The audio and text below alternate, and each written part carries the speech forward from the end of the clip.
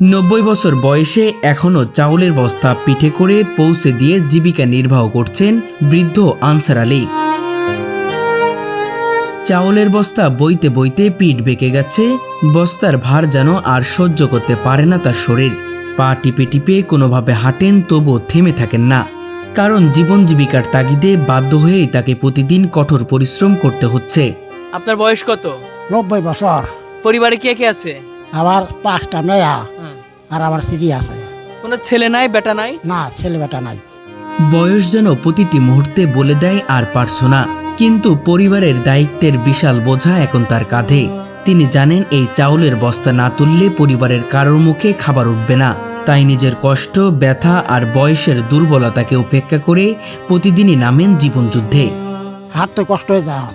আমি ওই যে বেহা হয়ে গেছি, এখন তো আটা দিতে পারি না। এখন চাউলের বস্তা না পইরাও গেছি, সবাই পুরা একটা গেছিলাম, পড়ে গেছিলাম। একজন বাবা ও স্বামী হিসেবে সবকিছু মুখ বুঝে সহ্য করে যাচ্ছেন তিনি। উনি এখানে দীর্ঘ 35 থেকে 40 বছর যাবৎ এখানে উনি লেবারের কাজ করছে। উনি বিনিময়ে 5 টাকা 10 টাকা পায়। উনি তার পরিশ্রমের কষ্টের মূল্য সঠিকভাবে পায় না। এই হৃদয় বিদারক দৃশ্য যে কারোর চোখে পানি এনে দিবে। হয়তো এই বাস্তবতা দেখার পর অনেকের জীবনের অভিযোগও কমে যাবে, কারণ এই বৃদ্ধ মানুষটি প্রমাণ করেছেন দায়িত্বের কাছে বয়স কখনো বাধা নয়। আমরা ছোটবেলা থেকে দেখতেছি পরিশ্রম করতেছে, করতে করতে তার পিঠ বেঁকে হয়ে গেছে। সে বাঁকা পিঠ নিয়ে এখনো কাজ করে, তার কাজ করা অনেক কষ্ট হয়। তো এরকম করেই চলে সে। মানিকগঞ্জ শহরের বাসিন্দা মোহাম্মদ আনসার আলী, বয়স প্রায় 90 বছর, কিন্তু এই বয়সেও থেমে নেই তার সংগ্রাম। আল্লাহর কাছে শুয়ে আদায় করি, আল্লাহ যে আমার বাঁচিয়ে রাখছে, এটা তো সবসময় নামাজ পড়ি করি। ও তো মানুষ মরে গেল দেখলাম। আমার ছোট যারা বুঝছেন, তারাও মরে গেছে, এখন তাও আমার আল্লাহ বাঁচিয়ে রাখছে। 5 কন্যা সন্তানের বাবা তিনি। 3 মেয়ের বিয়ে দিলেও এখনো 2 মেয়েকে নিয়ে কোনো রকমে সংসার চালাতে হয় তাকে। স্ত্রী ও সন্তানদের নিয়ে মানবেতর জীবনযাপন করছেন এই বৃদ্ধ মানুষটি।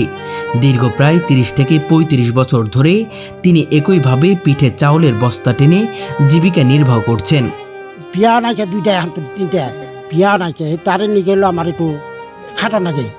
বছরের পর বছর ভারী বোঝা বইতে বইতে তার পিঠ বেঁকে গেছে, শরীর দুর্বল হয়ে পড়েছে, হাঁটতে কষ্ট হয়, হাত পা কাঁপে, তবু থেমে যাননি তিনি, কারণ তিনি জানেন তার থেমে যাওয়া মানেই পরিবারের চুলা বন্ধ হয়ে যাওয়া। তো এইভাবে চলতেছি, যা পারি তাই করি, একটু না না আমি পারি না, যাতে হাঁটার কিছু গপ্প নাই। এটা দিয়ে কি সংসার চলে যা করছেন? আমি পারি না, তখন সংসার চালাবে। প্রতিদিন সকালে অন্যদের দিন শুরু হয় স্বপ্ন আর পরিকল্পনা নিয়ে, কিন্তু আনসার আলীর সকাল শুরু হয় সংগ্রাম দিয়ে।